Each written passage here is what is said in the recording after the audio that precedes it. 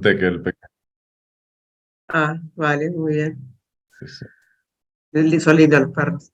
Bueno, ahora te voy a preguntar una de ti para que te conozcan.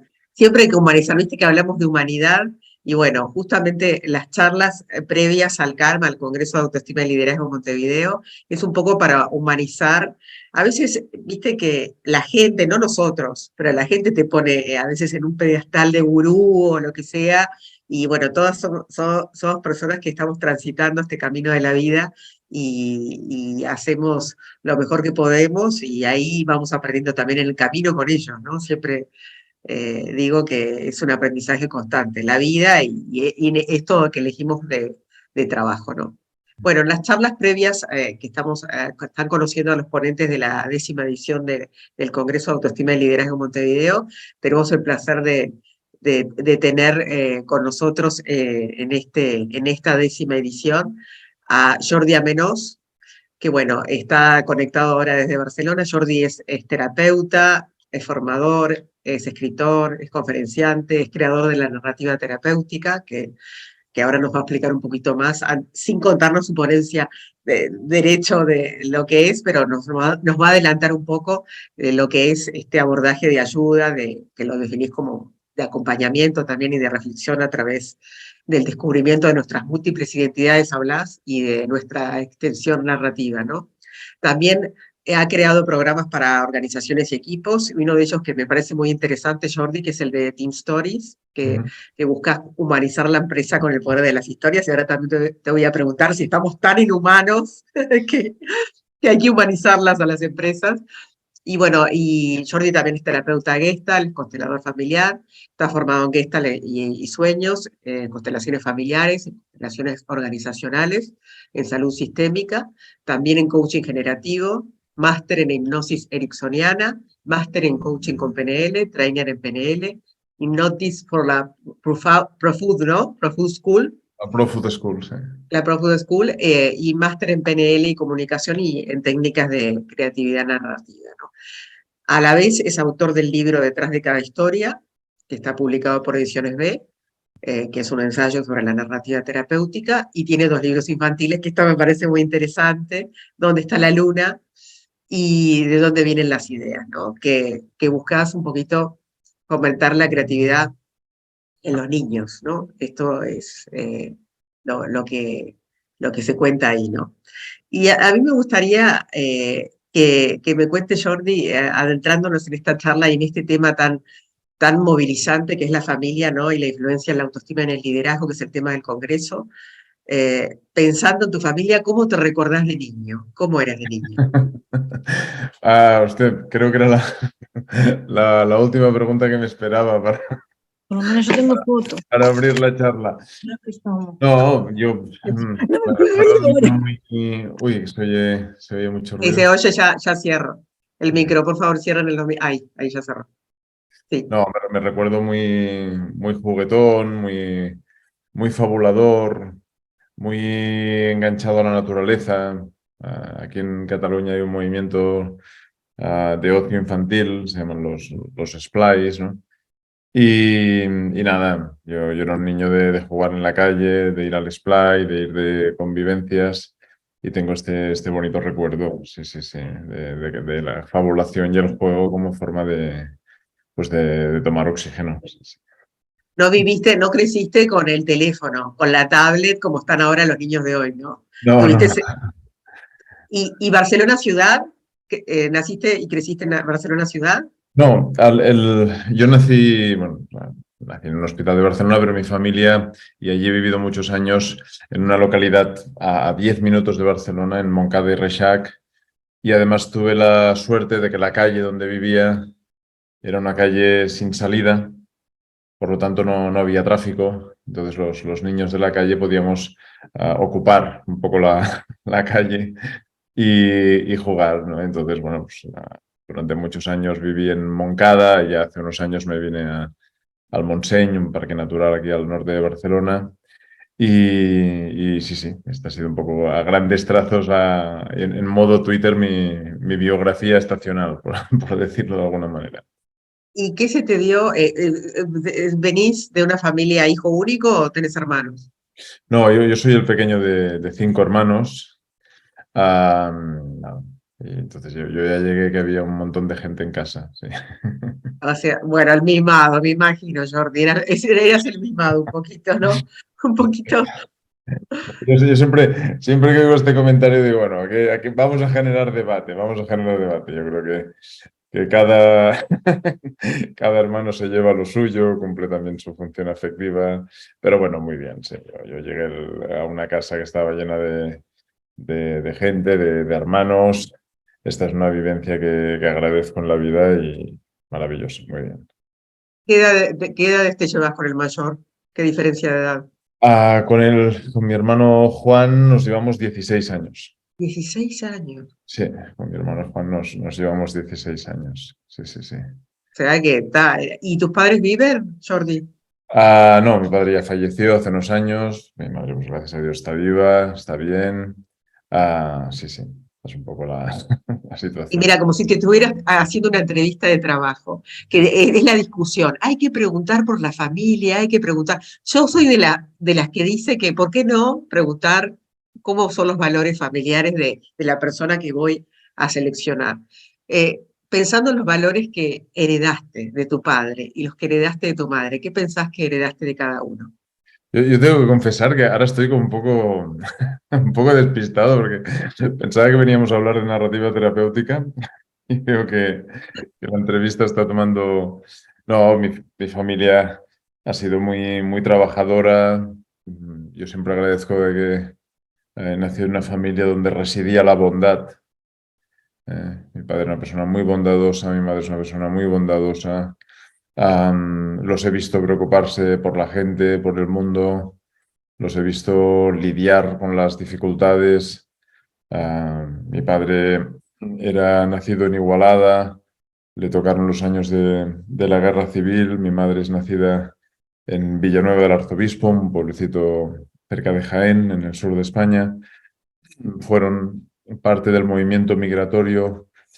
Por lo tanto, yo nací en una casa donde había bondad, donde había humildad, donde se trabajaba mucho y donde las adversidades se encaraban. Sí, sí, yo creo que estos han sido los grandes valores que llenaban la casa. O sea que la bondad es una de las cosas que pensás que heredaste Sí. y la necesidad y como la fortaleza, la cierta valentía para enfrentar las situaciones adversas, ¿puede ser también? Bueno, valentía no sé si la he tenido en la vida o no, pero sí la concepción de que cuando hay adversidades se encaran, se pide ayuda, se habla. Y esto sí que creo que ha sido uno de los grandes tesoros que han existido en mi familia, aparte de muchos más, ¿no? Pero sí, sí, yo creo que la bondad, el trabajo, la, la sencillez, todo esto han sido grandes valores. Bueno, todo eso, entrando ahí, les incomoda un poco a los que no les gusta mucho hablar de su vida privada, pero tiene que ver un poco también con tu ser, porque decimos, está, la familia como nos marca también en nuestras elecciones, ¿no? Lo que decidimos estudiar, formarnos. ¿Y cómo nace el terapeuta Gestalt? ¿Cómo se te ocurre irte por ahí, por esos rumbos? Mira, yo tengo una biografía muy curiosa. Yo durante muchos años yo me dediqué profesionalmente al espectáculo. Ajá. Trabajé en el teatro infantil, en el teatro pedagógico, en el teatro de calle. Llegué a ¿Como presentar. actor? Sí, como speaker, yo no he sido un buen actor nunca, pero sí, como un speaker, como un dinamizador, como un narrador, Sí. sí que lo tuve. Fueron a veces lo he contado en 14 años cuántas funciones y actuaciones llegué a hacer entre presentaciones, giras, fiestas mayores, eventos, ¿no? Y a veces calculo bueno, que fue alrededor de unos 3.000 y algo funciones, ¿no? Entonces fue años muy implicado en una empresa, en una compañía de espectáculos que tenía junto con otra gente. Pero paralelamente, Desde muy joven, sí, de los empezamos, yo tenía 19 años cuando ya di el paso para jugármela. Empecé a través de pequeñas actuaciones en fiestas familiares, pero entonces nos conocimos con algunos músicos y decidimos organizar una compañía, pero el primer año que era como profesionales, por decirlo de alguna manera, ya entramos en el circuito de ayuntamientos y de fiesta mayor. Eran otros años también, era, ¿no?, a finales del siglo XX. Yo creo que las primeras actuaciones como profesionales debía ser el año 98, año 99. Y de ahí bueno, hicimos una carrera. La compañía todavía existe, ¿eh? Yo ya lo dejé, pero ellos siguen. Pero yo paralelamente era pues paciente de terapia. Yo iba a terapia para conocerme, para sostener mis dificultades, mis tormentas. Y ya desde muy joven, por decirlo de alguna manera, encontré muchos terapeutas que me hicieron enamorarme de este trabajo, ¿no? Y entonces, nada, tenía un poquito como la extraña intuición de que en algún momento podría haber un giro vocacional. Y llegó un momento que yo me iba formando en programación en lingüística, en másters de PNL, que no son másters universitarios, es el nombre que se les da, pero son cursos pues, con Jacqueline Hitchcock, con Alan Santos, con Gilligan, ¿no? Entonces, desde la hipnosis ericksoniana fui entrando mucho en la programación neurolingüística. Entonces, nada, conocí a Joan Garriga, a Bert Hellinger, y yo ya estaba dando clases en unos cursos para monitores de ocio en una institución, la Fundació Pere Tarrés, combinando ya con los últimos años de mi trabajo en el escenario. Y entonces, nada, me encontré que la vocación ya tomaba mucho espacio, que empujaba, que guiaba. Y una vez fui entrando, ¿no?, en el mundo de las formaciones y el acompañamiento, de la mano pues, de Marina Solsona, de Joan Garriga, del Institut Gestalt. Claro, me encontré con una situación curiosa, y es que la gente que llega ahí, pues llega desde las carreras de psicología, de educación social, de trabajo social. Otros tienen otros caminos, Sí, ¿eh? sí, sí. Pero claro, yo venía literalmente del escenario, de escribir guiones para espectáculos que luego entraban en gira.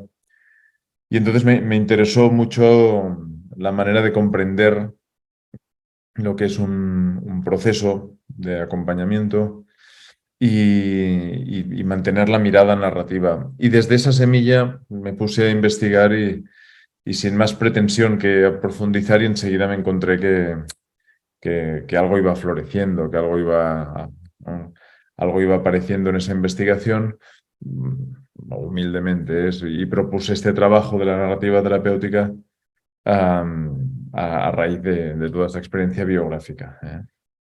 Bueno, muy interesante. O sea, ¿a partir de qué edad más o menos empezaste en el mundo del crecimiento personal? No, yo creo que los primeros talleres de cuento terapéutico, de constelaciones, que esto es cuando uno empieza, ¿no?, que va haciendo pequeños tallercitos, debía tener, no sé, 27, 28, 29 años, ¿no? Y ahí ya, pues, nada, me iban llamando para talleres, como venía del mundo ¿no?, del Sí, escenario, pues sí. me contrataban para dar formaciones pues yo qué sé, a grandes directivos, o una vez con el gobierno de Andorra me pidieron una formación para ministros, cosas así. Y entonces ya se iba dando, que yo iba dejando un Claro. mundo y llegando al otro. Pero sí, no tenía los 30 que ya estaba dando los primeros talleres de cuento terapéutico, sí. Talleres muy pequeñitos, en aquella época, sí. O sea que tuviste ese despertar. Y pensando en la familia nuclear como la conocemos, ¿no? ¿Te parece que está obsoleta, que la tenemos que crear pensando en creación? ¿La tenemos que crear hoy por hoy a la familia? A ver, ¿cómo? Si hemos Claro, repetido. viste la familia tal como la conocemos, la familia nuclear, mamá, papá, hermanos. ¿Sentís que es un modelo obsoleto, que hay distintos modelos de familia como diferentes, o la creamos de repente con nuestros amigos o con los que vamos conociendo? ¿Qué opinás de la familia hoy? No, yo creo que que el mundo va cambiando y los modelos van cambiando. Estoy curioso a ver cómo avanza estos cambios, pero creo que, que esto es como una cosa inevitable. Es decir, nosotros, como los seres humanos en los últimos años, hemos visto cambios a muchos niveles. Hemos visto cambios en lo laboral, hemos visto cambios en lo migratorio, hemos visto cambios en la forma de entender una guerra, hemos visto cambios en la religión. Es decir, el mundo va avanzando y yo creo que la idea de familia que se había instaurado en el mundo occidental, pues también está en revisión, también está en revisión. Pero con esto soy, no sé, tengo una actitud como muy curiosa, muy tranquila de ver, bueno, hacia dónde avanza el mundo. Yo creo que no hay un modelo bueno. Cada uno encuentra la manera de sostenerse en la vida, donde encuentra que puede expandir su corazón con sus heridas, con sus luces, ¿no? Y que así hemos ido adaptando a nuevas realidades, ¿no? A mí siempre reconozco que al trabajar con temas de narrativa, temas míticos, me interesa mucho el tema de humanización y me asustan mucho los fanatismos, ¿no? Entonces, a veces veo que las tradiciones pueden justificarse como si fuera un fanatismo, como si fuera una verdad, y las verdades van cambiando con los años, ¿no? Entonces, nada, tengo una actitud curiosa, respetuosa, de ver cómo el mundo que viene, cómo nos vamos organizando, pero siempre con la idea de que estos nuevos modelos que van surgiendo, pues hagan bien a la persona que los vive, encuentre un lugar de calma, de reconocimiento, de expansión. Sí, lo que pasa es que justo Barcelona no es una ciudad bueno, Cataluña no es muy religiosa, ¿no? Puede ser que sea espiritual, pero religiosa no es, ¿no? No es, son más ateos, tirando a ateos y agnósticos, hay Hay de muchos todo, hay ateos, de todo, hay de de todo, todo, hay de todo, hay yo de, creo hay de todo. que... Bueno, y entonces adentrándote en este mundo de la Gestalt, surge crear, porque parecía natural con de lo que había sido tu experiencia laboral y también quizá una habilidad que tenías, ¿no? Eso de narrar, de moderar, de todo esto. Sí, Surge la creación de la narrativa terapéutica, ¿no? Que es como, que es historias que nos contamos, es decir, es el cuento que nos contamos de nosotros mismos, ayuda a hacer eso, contanos un poco. más o menos, más o menos. Es un poquito más elaborado. Es decir, yo propongo un trabajo, le puse el nombre de narrativa terapéutica, aunque siempre hago la broma de que he ido generando confusión por países durante años, porque la gente lo confunde con la terapia narrativa Sí, del doctor White y el otro autor que nunca lo recuerdo, pobre. Entonces yo le puse el nombre de narrativa terapéutica, aunque sí que quiero dejar claro un par de cosas. Lo que yo propongo no es una terapia, es un modelo de autorreflexión, de autoconocimiento, pero el nombre que le puse tiene una lógica etimológica. Es decir, lo que a mí me ha interesado siempre, por biografía, por vocación, seguramente por carácter también, es esta relación que tenemos los seres humanos con la dimensión imaginativa. A mí es uno de los temas que sigo estudiando, que me asombra, ¿no? Esta manera de acercarse al mundo a través de nuestras propias fabulaciones, a través de nuestras ensoñaciones, a través de lo que luego ha sido la literatura. Entonces le puse este nombre porque la terapéutica, como metáfora, pues es aquello que cura dolencias en medicina, ¿no?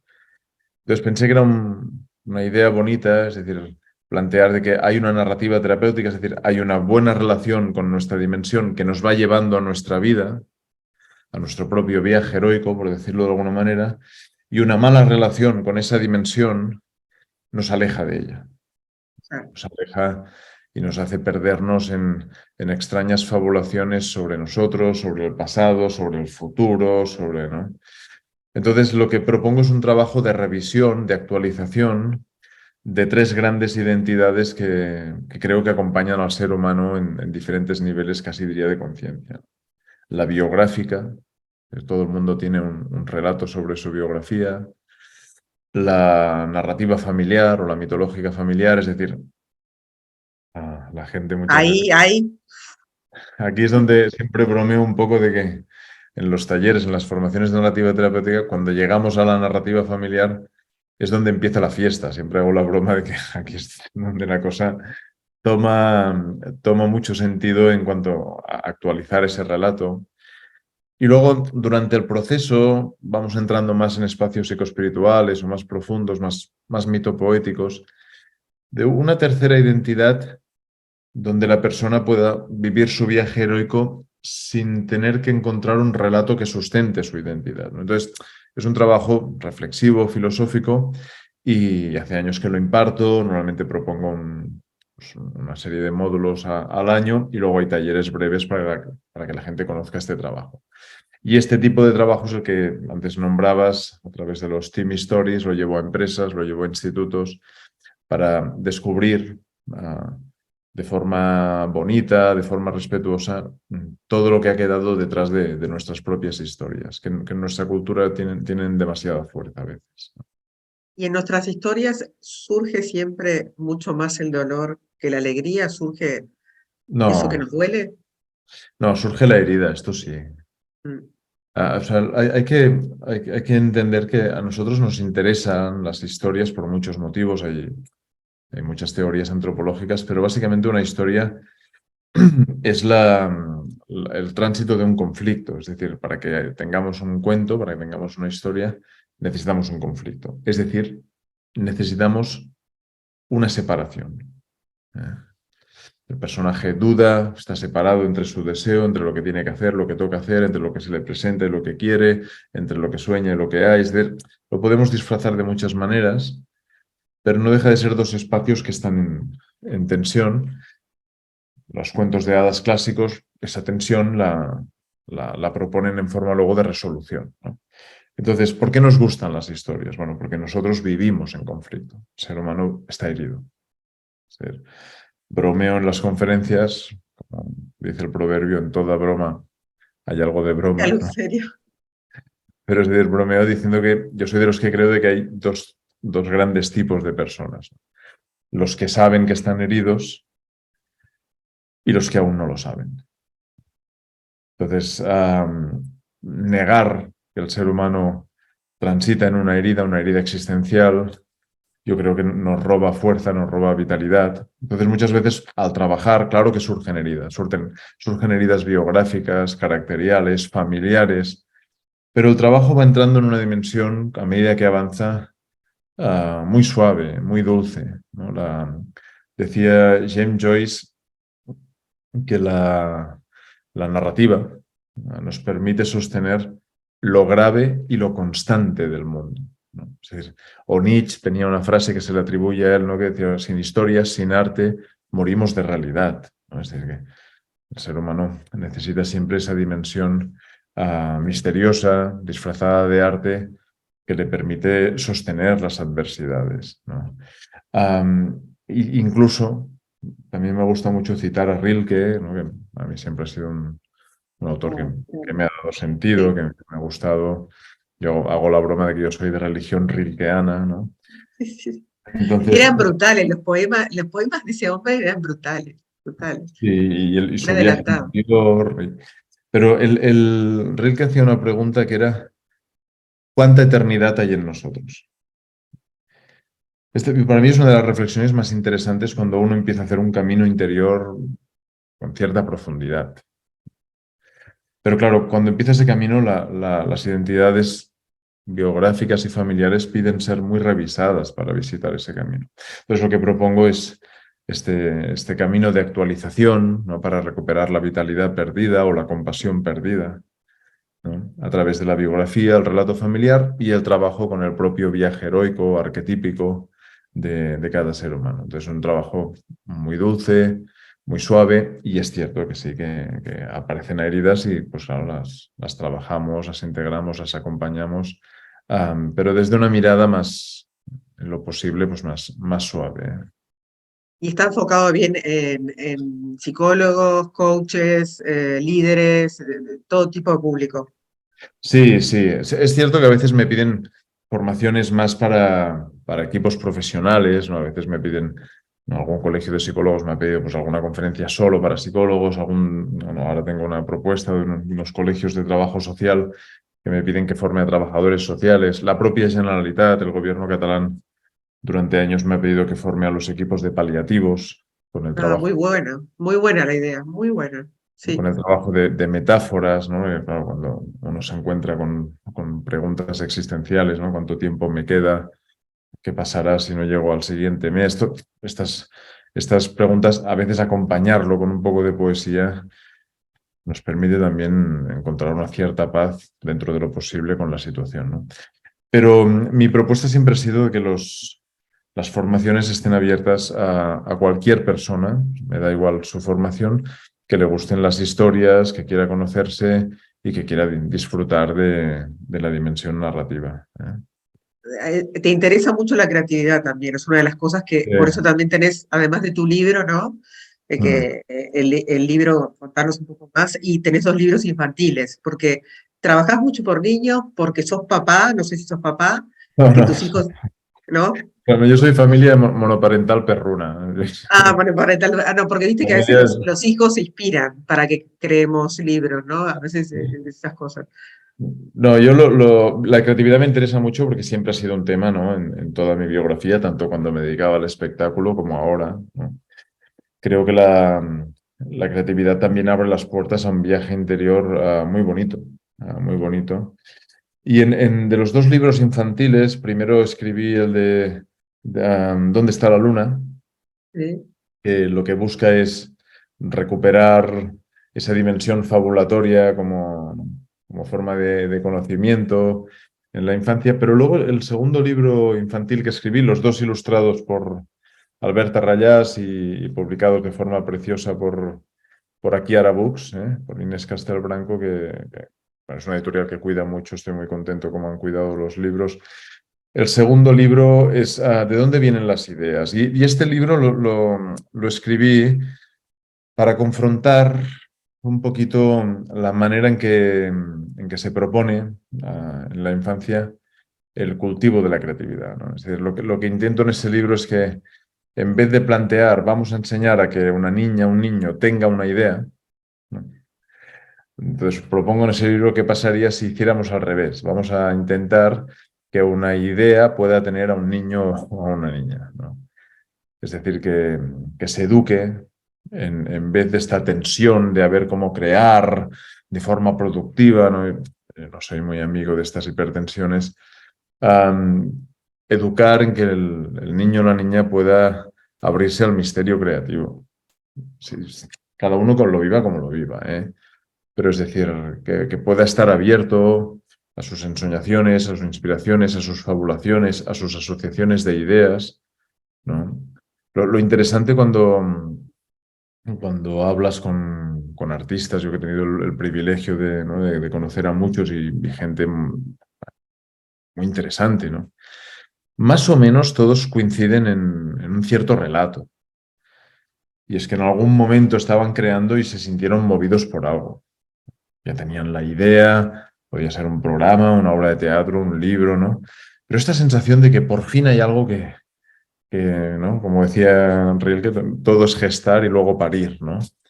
Ah, Entonces, claro, llevar esa idea al aula de forma a través de la narrativa y del ámbito poética, es decir, qué tipo de relación tienes con tu inconsciente, por ejemplo, ¿no? Y si eso puede despertar alguna intuición. Esta es la idea del segundo libro, de dónde vienen las ideas. está muy bueno. ¿Cuesta más trabajar la creatividad en adultos que en niños? Me imagino que los niños son como más abiertos, ¿no? Sí, sí, mi trabajo está centrado más en En adultos. secundaria, en adolescentes y en A ver, adultos. Mi primer público es el adulto, pero como empezaron a llamarme de institutos, trabajo con adolescentes. Con niños de primera infancia no trabajo. Hemos hecho alguna experiencia a veces con algún colegio que me ha propuesto. Funciona muy bien. Es muy divertido trabajar con creatividad, niños. hay una libertad absoluta que uno a veces se pregunta y dice, usted, pero ¿esto dónde lo hemos dejado luego, ¿no? Pero trabajar con adultos la creatividad, es verdad que hay una parte muy interesante porque hay una parte reflexiva, de conocimiento, de cultura de la creatividad, que a veces también es interesante fomentarla. Entonces, esto en los adultos también los lleva a reflexiones propias, a veces les abre procesos. Esto normalmente a un niño no puedes llevar según qué reflexiones porque no está en eso, ¿no? Pero claro, la espontaneidad, la libertad creativa, frenar un poquito la exigencia sobre lo que está surgiendo, esto en adultos es más complicado.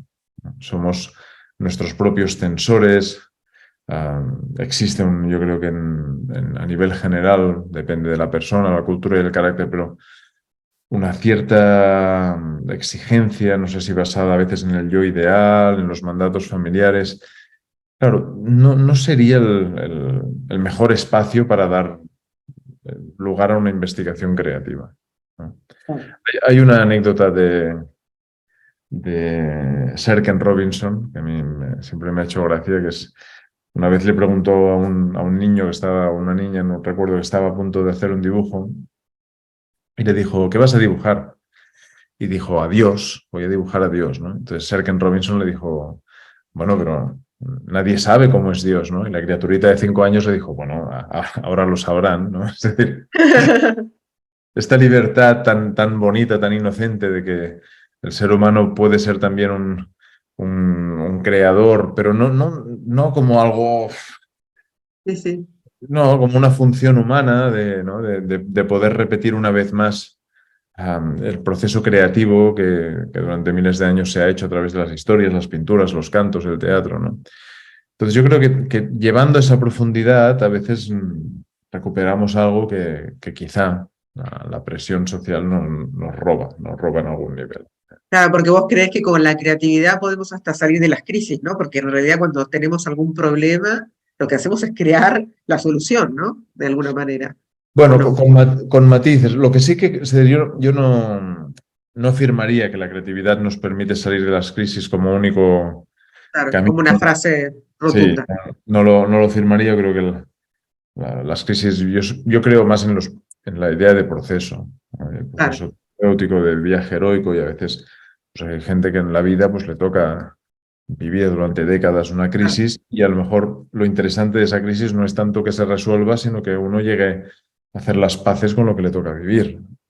Por eso las ideas resolutivas a veces las pongo un poquito en duda. Ahora bien, sí creo que convertir, ¿no? en arte toda esa tensión del dolor, de la herida o a veces de la frustración, ¿no? De no ser quien soñamos ser. Esto sí que creo que es un regalo comunitario, ¿no? Es decir, yo hablo en mis libros de un concepto, le puse el nombre de la comunidad eterna. Es decir, yo creo que la gente se siente en calma no solo cuando se les invita a estar en comunidad, sino cuando se les invita a entrar en la comunidad eterna. ¿Y qué quiere decir esto, no? Pues que hace miles de años que la gente sufre de diferentes maneras, pero por los mismos motivos, ¿no? Que nos vaya bien, que estemos bien, que nos podamos amar, que haya pan, que haya techo, que haya amor, ¿no? Que todo esto tenga un sentido, ¿no? Entonces, no somos los primeros que pasamos por esta idea, ¿no? Campbell decía, el camino ya está marcado, ¿no? Los héroes han pasado por él durante miles de años. Entonces, cuando uno de pronto puede leer, ¿no? Los poemas, los textos, las canciones de alguien que vivió hace 4 siglos y sentir que hablan de tu vida, ¿no? A esto me refiero con la comunidad eterna. De decir, a veces el propio transformar en arte lo que nos va pasando también es una manera de cuidar a la siguiente generación para que sepa por dónde se van pasando las tormentas interiores. Y yo en esto cada vez reconozco que me interesa más, incluso en mis investigaciones o así, para aprender, para estudiar. Reconozco que cuando a los pacientes o a los participantes de los talleres vamos entrando en estas dimensiones, hay algo que se suaviza en la manera de vivir el dolor o el problema, y aparece algo de sabiduría que no siempre aparece en los trabajos, ¿no? Entonces, nada, esta es la idea que voy proponiendo, ¿eh? Bueno, muy interesante. Ya estamos más o menos en la hora. La verdad, como siempre, todos los ponentes del Congreso te quedarías horas hablando, horas.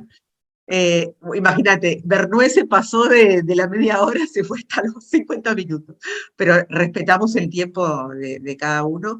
Eh, no, pero por unas últimas preguntas, Sí. quisiera hacerte es, ¿cuál te pensás que es el mito, el sueño o la realidad que más la gente se inventa en este mundo, en el mundo de hoy? ¿Y cómo ves al mundo de hoy? ¿Cómo lo sentís? Mira, esto es una reflexión mía sin más base que mi propia subjetividad. No, yo creo que venimos de años. Hay una cierta relación, creo que era Rollo May el que lo explicaba, pero hay una cierta relación entre la riqueza de las culturas y la manera con la que se relacionan con la mítica. Sí, Cuanto más riqueza material hay, menos dimensión tiene ese viaje mítico, ese viaje heroico, ¿no? Entonces, a mí y así lo explico en el último libro, siempre me ha impactado un poquito que en los últimos años esta cosa de querer conseguir, ¿no? Estos trabajos tan fuertes con objetivos, ¿no? claro, Y yo pienso que también son reflejo de un determinado tipo de momento y sociedad, donde había riqueza, ¿no? Pero ahora, por ejemplo, que el mundo está cambiando, que ya vemos que esto de la riqueza, ¿no? Aquí en general en el mundo parece que no va a ser la tónica de los futuros años, excepto algunos privilegiados, ¿no? Es interesante ver cómo de pronto estos modelos ya no son tan atractivos. Y a mí creo que el camino interno lo entiendo así, por los maestros que he atendido, por la gente que he leído, por los profesores con los que me he formado, pasa más por hacer las paces con el mundo que te toca vivir. Campbell decía una frase que era muy bonita, que es, entendiendo que hay excepciones como las guerras, la violencia y estas cosas que no las podemos justificar con ningún planteamiento, ¿eh? Pero Campbell decía, todo mundo es un buen mundo para el propio viaje. Es decir, que la idea de poder hacer un viaje interior, de quién eres, qué pintas, qué sentido le das a la existencia, ¿no? Qué comprensión artística o amorosa puedes sacar de este viaje, ¿no? Yo creo que esto es un trabajo más interesante que no esta cosa que en los últimos años se ha visto tanto de querer conseguir y avanzar ¿no? y conquistar. Ya te digo, habrá gente que opinará lo contrario, pero yo creo que encontrar una cierta calma existencial y desde ahí poder dar frutos, claro que sí, ¿no? Como decía Claudio Naranjo, lo veo un trabajo más interesante. Y en los últimos años yo creo que pues, un mundo donde la riqueza sobraba, las últimas 2, 3 décadas, el mundo occidental, con, con todo lo que se ha ido viviendo, pues ha sido un mundo sobrante.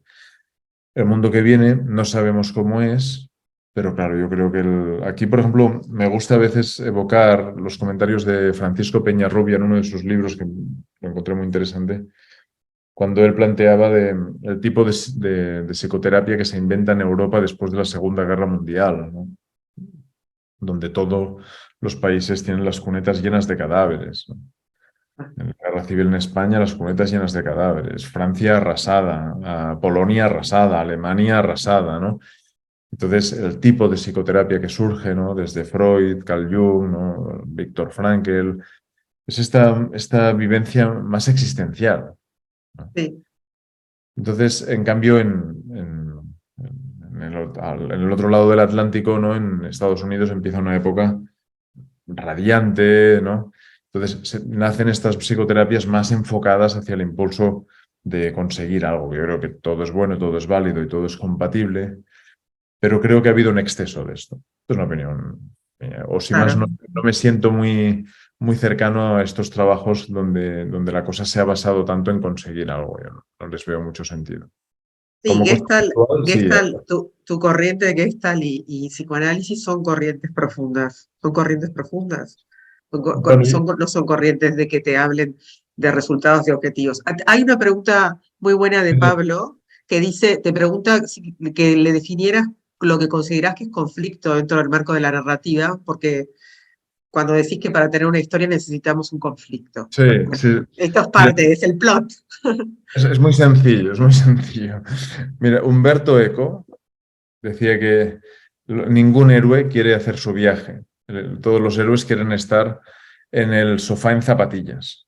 Es una frase literal, de un texto de Humberto Eco que a mí me gustó mucho. Es decir, el conflicto se basa en algo que los humanos conocemos muy bien. Querría ser de una manera, pero no lo soy, ¿no? Es decir, Caperucita le piden que vaya a la abuela, pero aparece el lobo. Entonces, tiene que decidir. Está en conflicto entre lo que le han dicho y lo que ella se encuentra, ¿no? Luke Skywalker está en conflicto. Él pretendía tener una vida tranquila con sus tíos en el desierto y de pronto lo han elegido a él para salvar el universo, ¿no? Entonces, a esto me refiero con el conflicto, esta tensión entre lo que nosotros necesitaríamos o fantaseamos que será nuestra vida y lo que la vida va presentando. Campbell a esto las metáforas que él utilizaba como estratos de un posible viaje interno, aunque en realidad son imágenes arquetípicas, decía que los viajes heroicos empiezan con una llamada, es decir, con algo que rompe el statu quo. Y a veces, decía Campbell, y él utilizaba el adjetivo, él decía el adjetivo triste, es decir, decía, o sea, de forma triste o tristemente, hay mucha gente en el mundo que en vez de afrontar ese conflicto, lo niega, ¿no? Como idea, ¿no? Entonces Campbell decía, a partir de ahí no es posible un viaje heroico donde los relatos del mundo nos acompañen. Por eso creo que es tan interesante la idea de cuidar, la idea de que somos heridos. Esto no invito al victimismo, no, invito a Claro. una cierta humildad alegre, existencial, de decir, bueno, gracias a que los seres humanos estamos heridos, existe el arte y la compasión.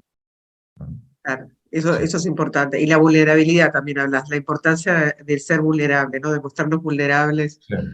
Yo, Que, disculpa, pero yo creo mucho en la dignidad de la vulnerabilidad. Yo creo que falta dignidad de lo vulnerable, que venimos de años donde la idea de fortaleza creo que se ha inflamado a unos niveles, esto, una opinión personal, pero lo que más acerca a la gente no es ni su fortaleza, ni sus aptitudes, ni sus capacidades.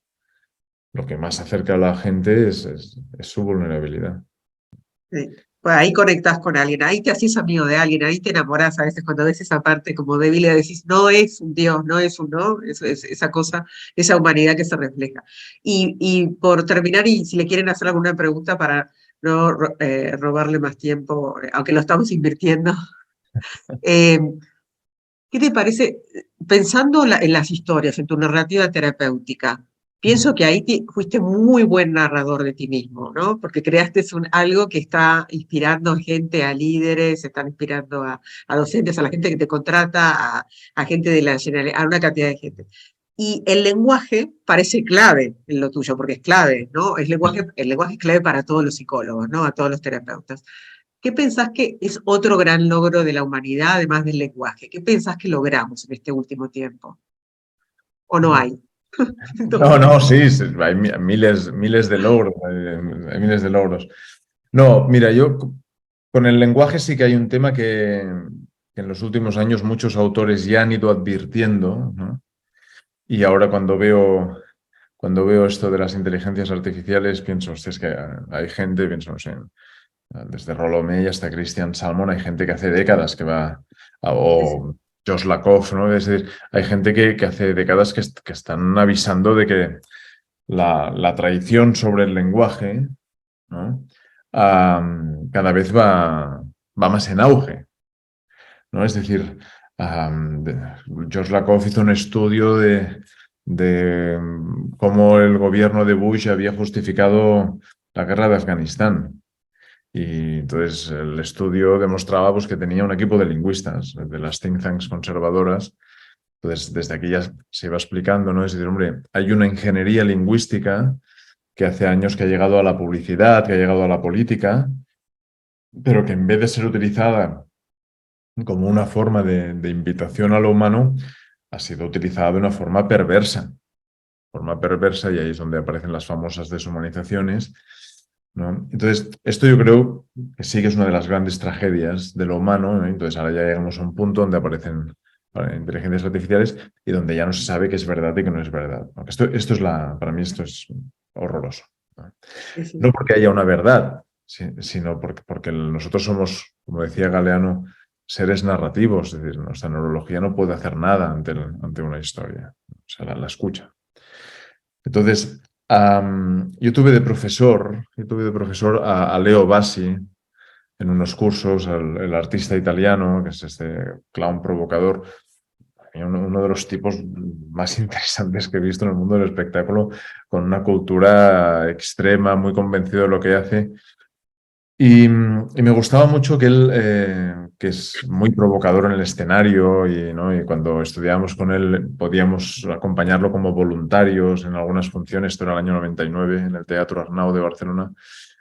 Y él acababa el espectáculo en calzoncillos llenos de miel y plumas, ¿no? E invitaba a que las 150 personas del público salieran a la calle, es decir, un artista muy potente. Reverente. Sí, pero a la vez con una cultura, las personas que cuando lo escucho ven hostias, ¿no? Habla 7 idiomas, le interesa la filosofía. Y él hacía una reflexión que decía, en un mundo lleno de mal gusto como el nuestro, a lo mejor ser provocativo es ser poeta, ser poético y suave. Esa es la parte. O sea, un día bueno para vos, Jordi, ¿cuál es? Un día donde se haya recitado, o donde haya visto la naturaleza, o donde un paciente o un participante del curso haya hecho las paces con alguna guerra, o yo mismo. Pero yo creo que va muy ligado, ¿eh? Los aspectos que he nombrado no los veo muy alejados entre ellos, ¿no? Pero esta cosa de que a veces en un mundo tan endurecido olvidamos que lo provocativo, como dice Leo Bassi, es la suavidad de la poesía, ¿no? Y aquí sí que creo que hay grandes logros en la historia de la humanidad. ¿Tengo tiempo? ¿Tengo un minuto más? Sí, sí, sí, dale, dale. Yo por mí, si se quieren pasar, yo No, dejo, ya no sí. tengo, yo tengo No, siempre pero, una hora reservada porque digo, no, dale, pero sí. a mí hay una cosa que me impactó mucho en la Primera Guerra Mundial. Marina Tibitskayeva, lo digo como puedo, a Boris Pasternak y Rainer Maria Rilke, es decir, 3 poetas, se enviaron cartas con una duda existencial, ¿no? Es decir, en un mundo donde todos iban de uniforme para salvar sus países y demás, ¿no? Ellos se preguntaron, ¿hay lugar para los poetas en un mundo así? Y a partir de ahí se escribieron varias cartas, ¿no? Y años después, Rilke fue preguntado por un periodista en Viena y le dijo, bueno, pero ¿usted cómo lo hizo para sobrevivir a la Primera Guerra Mundial, ¿no? Con su sensibilidad, con su vida entregada a la poesía? Entonces Rilke contestó una respuesta que yo creo que es maravillosa, ¿no? Dijo, bueno, solo tuve 2 opciones, ser poeta o volverme loco. Y yo a veces pienso que esta respuesta de Rilke a este periodista sigue a día de hoy absolutamente vigente en un mundo como el nuestro, ¿no? Entonces, lo de la narrativa terapéutica, el nombre es este, pero en realidad cuando se va profundizando hablamos de mitopoética. Un mito es un poema, esto Campbell lo explicaba muy bien. Entonces yo creo que a día de hoy esto puede ser una invitación. En un mundo tan desorientado, tan loco, tan mecanizado, tan pantallizado, a veces esa idea poética nos permite mantener la cordura, la sensibilidad, lo vulnerable, lo creativo y también la alegría existencial. Bueno, me encantó, Jordi, conocerte un poco más. Creo que ¿alguno más quiere hacerle alguna pregunta antes de cerrar? Yo seguiría preguntándote una cantidad de cosas. Yo había anotado, yo anoto esas cosas, tengo el cuadernito, anoto. Pero bueno, tampoco quiero. Me encantaría que antes de cerrar esta entrevista compartas con nosotros ese compañero divino que tenés, que es el perrito. Quiero verlo en cámara. Si quiere Mira, salir en cámara. No lo queremos intimidar. No, me sabe muy mal porque lo tengo malito de la espalda. Ah, y no lo puedes Sí. levantar. Lo tengo malito de la espalda y no me atrevo a tocarlo. Mira, desde hace 2 o 3 semanas tuve un pinzamiento en la espalda, los teckels sufren de esto. Y entonces, nada, llevamos unas semanas que Claro. movimientos, juegos con la pelota. Entonces, nada, te agradezco mucho el cariño que le... Pero no, lo tengo. ¿Cuántos hay perrunos acá? Bueno, se están saludando acá, quiere agradecer a Adriana tan interesante charla, saludos.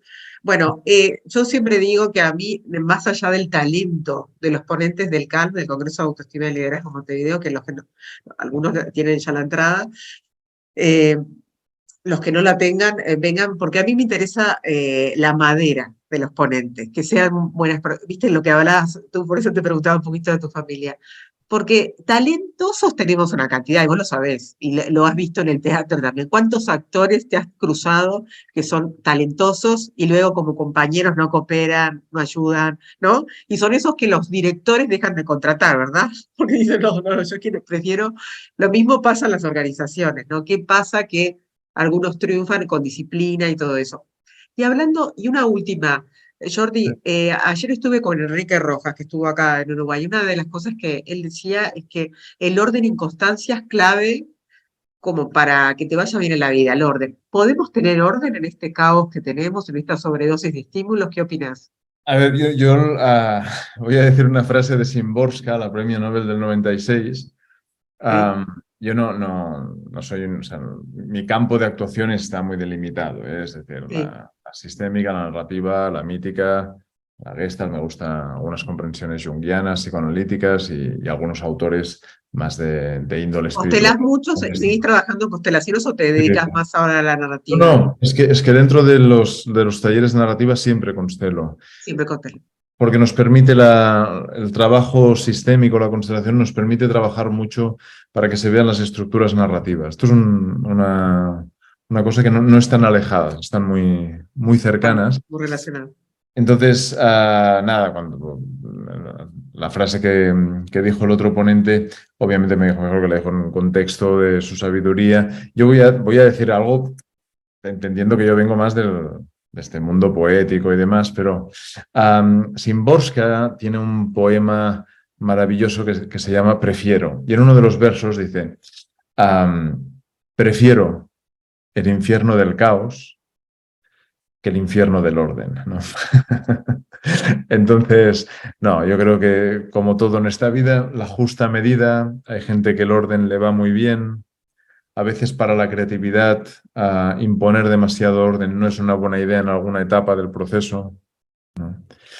Entonces, yo creo que, nada, sentido común, un poquito de orden, entendiendo de que, como decía Gregory Bateson, decía, el mundo no puede ser ordenado. Esta es una batalla que los humanos en algún momento... Está bueno porque me encanta tener los distintos opiniones, las distintas perspectivas, ¿no? de lo mismo. Esto es súper interesante. Y quería decirte otra cosa de esto que estabas hablando, del caos, del orden. ¿Por qué venía? Uy, ya me empiezo a olvidar. Jordi, yo ya estoy teniendo una edad y ya la memoria, el hipocampo me está fallando, ¿viste? No, pero súper interesante todo lo que decís. No, esto que ya me acordé.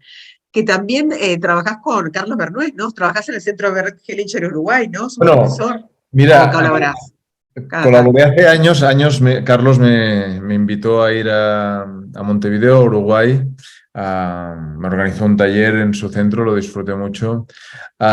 Mira, entre agendas, COVID y la vida de cada uno, hace años que no coincido con Carlos y mira que le tengo un cariño y una estima enorme. Así que nada, por lo otro, tendré que enviar un mensaje algún día de estos, pero si ve el vídeo o coincide que a través de esta charla le hago llegar un abrazo enorme y lleno de estima. Es divino, Carlos. Sí. Tuvo una charla igual que en la tuya, la que estamos teniendo ahora contigo, una charla muy linda, como es él, ¿viste? Como son ustedes, ¿viste? Que de dónde vienen. Es así, es lo que te digo. El ser El ser sale en el lenguaje, sale en lo que haces también y sale en las decisiones que tomas. Bueno, hay poquitos hoy conectados, después la vamos a colgar, la pueden ver bien, la pueden repetir. También la vamos a poner en el podcast. Ahí tenemos un podcast, cuando vino la pandemia, yo te cuento que hice un podcast, Conversaciones Virtuosas, donde hablaba de todo, ¿no? Con gente amiga, hablamos con Francés Miralles. ¿Lo conoces a Francés? Personalmente no, lo conozco como autor, sé que estamos en círculos muy cercanos porque a veces doy talleres y me dicen, no, ayer vino Francesc Miralles, bueno, estas cosas del circuito. No tengo el gusto de conocerlo personalmente, aunque lo tengo muy, muy bien ubicado como autor, sí, sí. Bueno, cuando vaya a Barcelona, que obvio que voy a ver a Francés porque es muy amigo mío, te invitamos un día y te venís a almorzar con nosotros. Y lo Fantástico, conoces porque encantado. es esas personas que se hace amigo de todo el mundo. No sabes lo que es Francés, es una persona maravillosa. La primera persona que me habló de Francés fue Alex Rovira y me dijo, tienes que ser, tuvo una visión, Alex, y me dijo que como que yo me iba a hacer amiga de Francés y todavía no lo conocía, y bueno, era tal cual. Y Gaspar Hernández, el del programa, ¿viste? Sí, Nicolás. a Gaspar lo conozco porque me invitó una vez a su programa, pero Gaspar y yo nos conocemos de la época anterior, de cuando yo me dedicaba al espectáculo. Había colaborado en Cataluña Cultura, una emisora de Cataluña Radio, hace unos años, y ahí coincidimos con Gaspar Hernández cuando todavía Claro, no él también hizo un camino parecido al tuyo, él hizo una transformación de su ser, sí. empezó a Yo, conectarse. claro, Sí, nos conocimos, claro. no era terapeuta todavía y él todavía no había empezado el Ofici de Viure, ese programa de radio.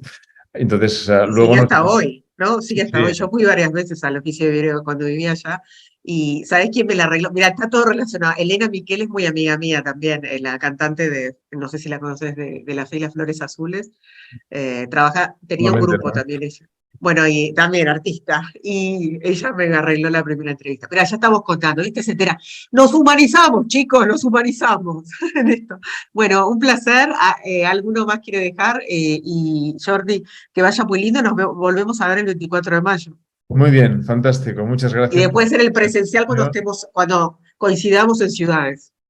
Venga, estará hecho. Gracias por la invitación, ¿eh? Un fuerte abrazo a todos. Bueno, chaucito, chao, chao. Chao, gracias a todos.